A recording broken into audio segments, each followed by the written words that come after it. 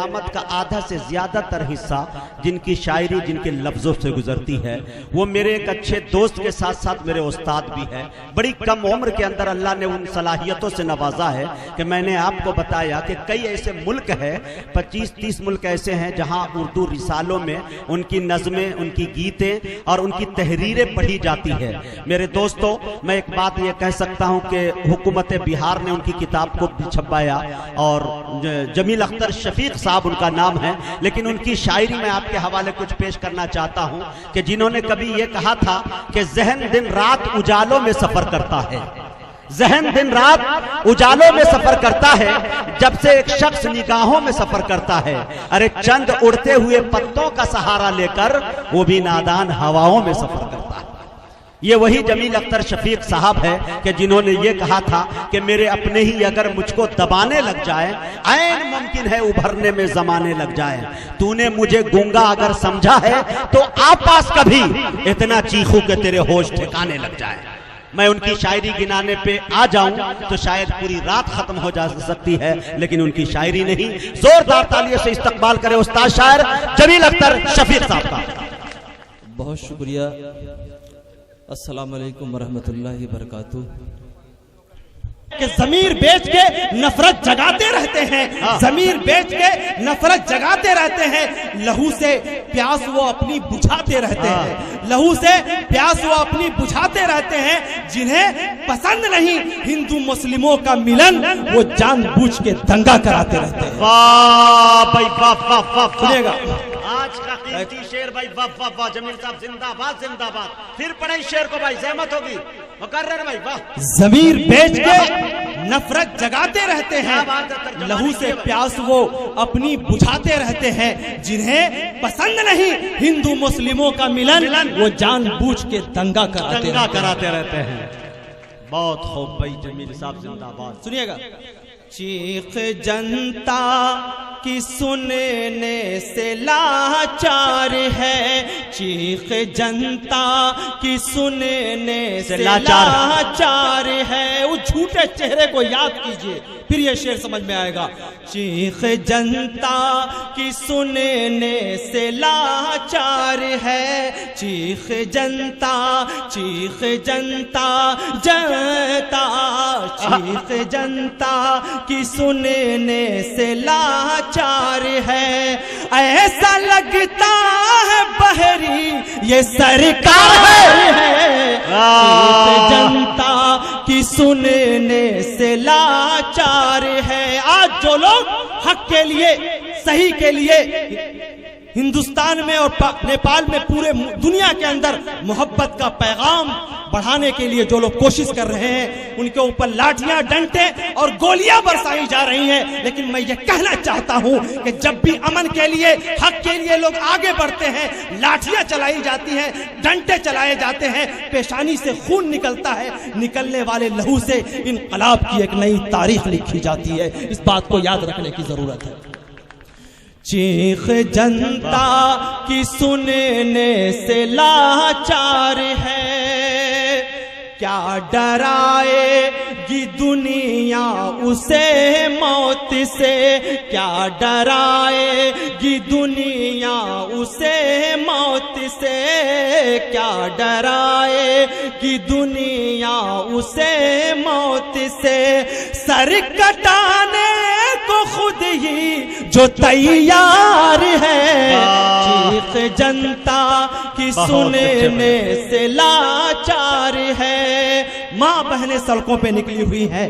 कभी ऐसा नहीं हुआ कि इस कौम की एक सब समाज की महिलाएं सड़कों पे उतरे, लेकिन आज उतरी हुई हैं। इसलिए वो ये बताना चाहती हैं कि जब ये अलग बात है कि हम किचन संभालते हैं, लेकिन जब किसी देश का प्राइम मिनिस्टर कमजोर हो जाए तो हम वतन भी संभालने के लिए बाहर निकल पड़ते हैं। साहब, हमारी माँ बहनों ने बताया कि ये सच है कि हम अपनी पेशानी से दुपट्टा नहीं उतरने देते, ये सच है कि घर की दहलीज से हम बाहर कदम नहीं रखते, लेकिन जब हम अपने सर पे कफन बांध लेते हैं तो बड़ी बड़ी ताकतों को पसपा होना पड़ता है। सुनिएगा, हक है। चीख जनता की सुनने से लाचार है, उस तरफ गोली बंदूक और लाठियां, उस तरफ गोली बंदूक और लाठियां, लाठियां उस तरफ गोली बंदूक और लाठियां, इस तरफ अज़ीम हिम्मत की तलवार है। चीख जनता की सुनने से लाचार है, चीख जनता की सुनने से लाचार है। और ये शेर भी सुनिएगा, शायद आपको मुद्दतों याद रह जाए। कहा था उन्होंने कि हमारी माँ बहनें महिलाएं वगैरह वगैरह और पता नहीं क्या क्या। मैं तो ये कहता हूँ कि साहब ये जितने फ्रेश अंदाज में और जितनी खूबसूरती से ये झूठ बोलते हैं और एक्टिंग करते हैं ट्रम्प जी के आसपास, जिस तरीके से ये घूम रहे थे, ऐसा लगता है कि शायद अगर ये फिल्म इंडस्ट्री में होते तो शाहरुख खान, अमिताभ बच्चन बोलता मेरा यहाँ पे कोई काम नहीं है, आप ही सुपरस्टार हैं। चीख जनता की सुनने से लाचार है। शेर सुनिएगा। थी बहुत फिक्र बहनों की जिस भाई को, थी बहुत फिक्र बहनों की जिस भाई को, कुछ पता तो करो क्या वो बीमार है। चीख जनता की सुनने से लाचार है। और मक्ते का शेर मुलाहिजा फरमाइएगा। चीख जनता की सुनने से लाचार है, दर्द अपना किसे हम सुनाए शफीक, दर्द अपना किसे हम सुनाए शफीक। हर तरफ अंध भक्तों का बाजार है। चीख जनता की सुनने से लाचार है। बहुत बहुत शुक्रिया साहब, बहुत अच्छे। जी चाहता है, जी चाहता है मौत की परवाह छोड़ दूं। अल्लाह अकबर। जी चाहता है, आज़म है भाई, मौत की परवाह छोड़ दूं, उस शख्स का गुरूर मैं हिम्मत से तोड़ दूं। जी चाहता है मौत की परवाह छोड़ दूं, उस शख्स का गुरूर मैं हिम्मत से तोड़ दूं। और सुनिएगा, उस शख्स का गुरूर मैं हिम्मत से तोड़ दूं।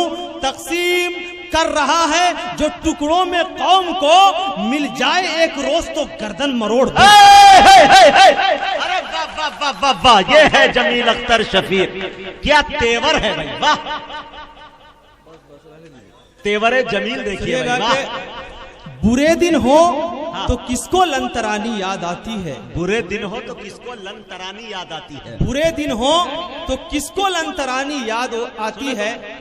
बहुत रोते हैं बूढ़े जब जवानी याद आती है।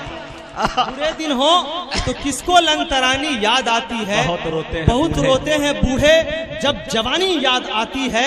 किसी की बेबसी पे तंज करना छोड़ दे नादा, मुसीबत खुद पे पड़ती है तो नानी याद आती है। मुसीबत खुद पे पड़ती है तो नानी याद आती है। क्या मुहावरे का इस्तेमाल, क्या बात है भाई, वाह वाह वाह। माला रहने दीजिएगा इसलिए कि ये सभी उतारे हुए माले जी। तो मैं अब यहाँ से शेर सुनाता हूँ, सुनिएगा। अभी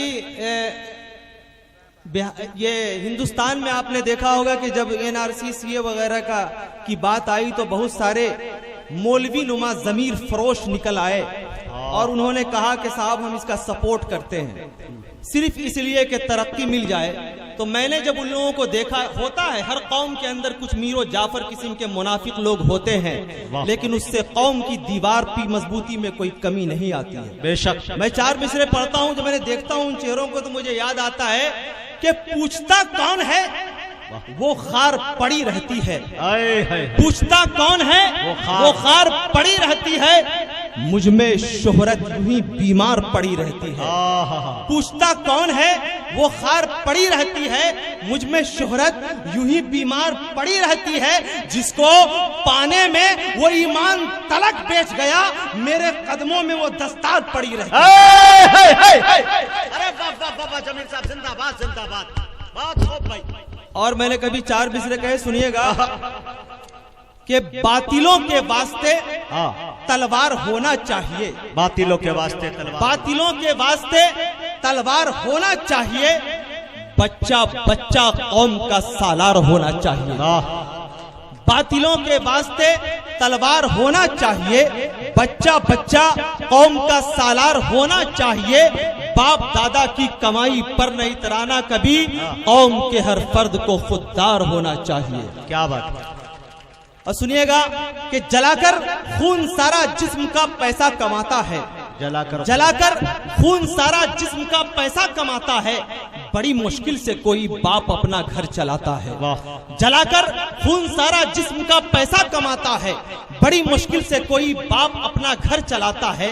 भिखारन बन के बूढ़ी माँ सड़क पे रक्स करती है, मगर बेटा अभी भी सूद पर पैसा लगाता है। अरे वाह वाह वाह वाह वाह वाह वाह, ये शेर जितना जबरदस्त था उतनी बात आपकी जबरदस्त नहीं आई।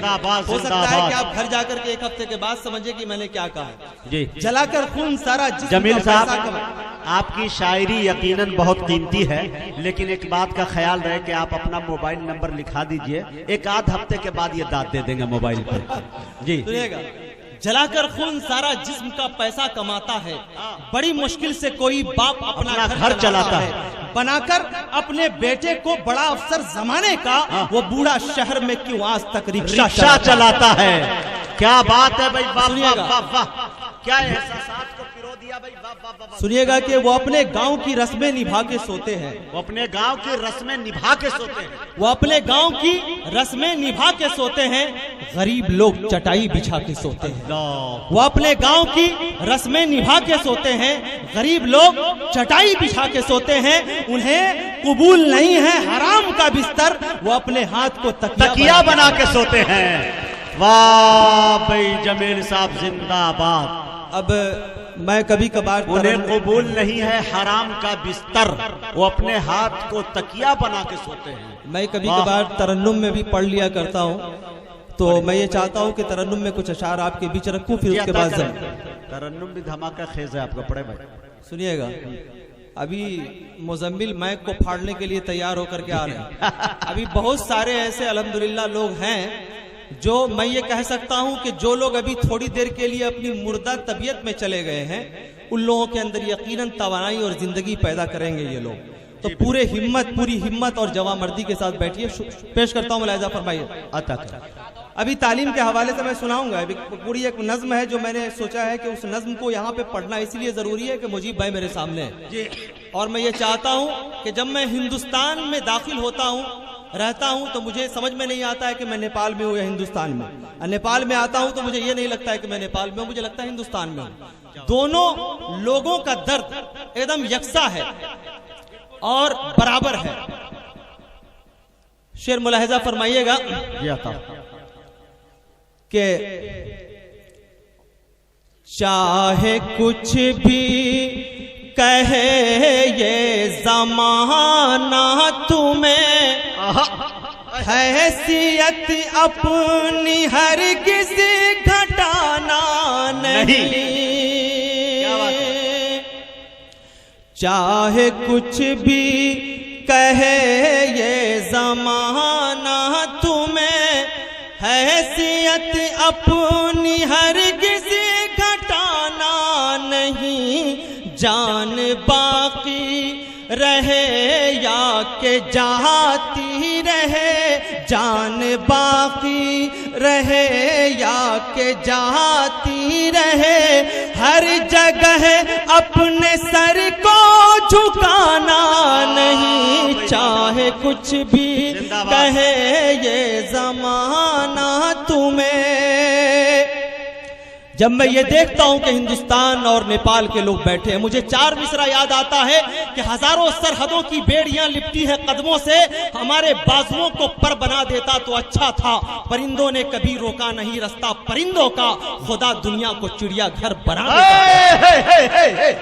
अरे बाबा, चाहे कुछ भी कहे ये जमाना तुम्हें। और मुझे कहा जाएगा, मेरा ज़मीर पूछेगा कि मैं नेपाल गया था तो मैं क्या दे करके आया, तो शायद मैं इस शेर के हवाला देकर अपने ज़मीर को मुतमईन कर लूंगा और वो शेर आप तक पहुंच जाए तो शायद सुने दोस्तों, सफर का सुने और सर धुने।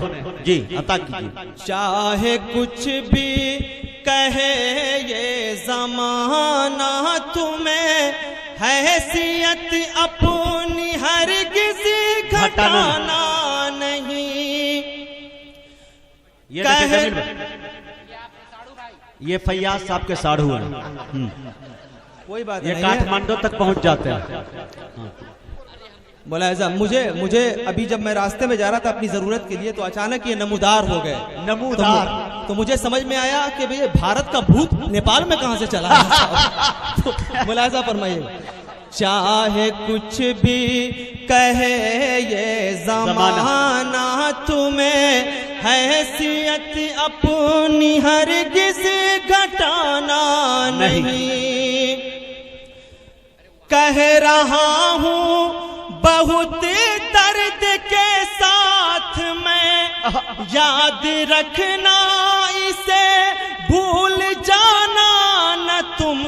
कह रहा हूँ चाहे कुछ भी कहे ये ज़माना, तुम्हें हैसियत अपनी हरगिज़ घटाना नहीं। जान बाकी रहे या के जाती रहे, हर जगह अपने सर को झुकाना नहीं। अगला शेर सुनिएगा, याद रखना इसे भूल जाना न तुम। कह रहा हूँ बहुत दर्द के साथ मैं, याद रखना इसे भूल जाना न तुम। कह रहा हूँ बहुत दर्द के साथ मैं, दाल रोटी पे करे ना गुजारा, मगर दाल रोटी पे करे ना गुजारा, मगर अपने बच्चों को जाहिल बनाना नहीं। चाहे कुछ भी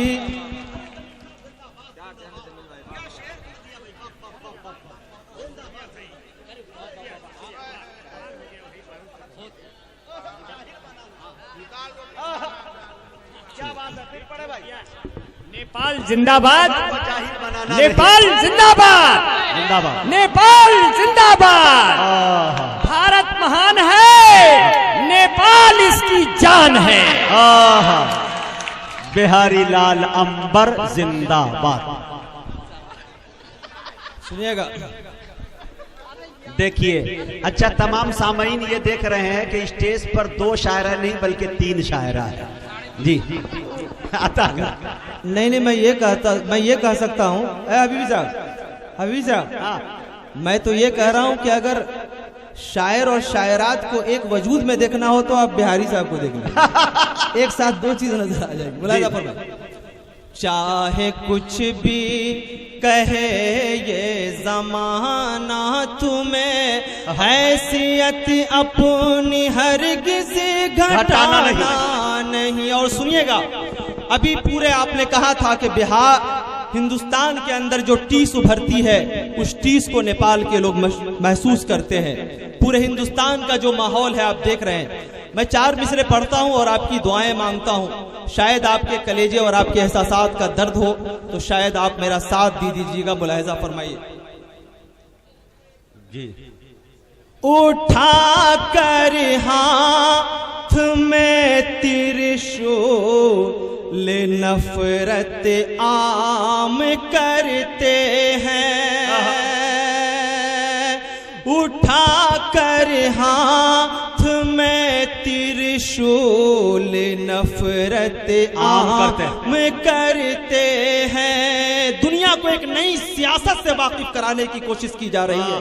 ऐसा लगता है जैसे आने वाले समय में एक फिरका परस्त ताकतें दोनों मुल्क के अंदर ऐसे दंदनाती हुई घूम रही है। ऐसा लगता है जैसे ये चाहते हैं कि आने वाले समय में हमारे बच्चों की जुबान पे गाली और हाथों में हथियार हो।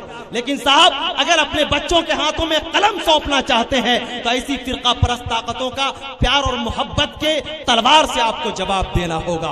मैं ये 4 मिसरे पढ़ता हूँ और आपकी दुआएं चाहता हूँ।